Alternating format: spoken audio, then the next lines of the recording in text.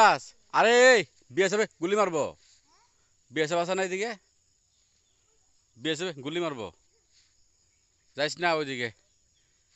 এই আমাদের পাহাড়, এই হলো এই পাহাড় ইন্ডিয়ার মধ্যে, এই পাহাড় হলো বাংলাদেশের মধ্যে। আর আমরা আছি একদম বর্ডারে। এই একটা জাম গাছ, আগে এই কত জাম পারতাম এন থেকে, আগে কত সুন্দর।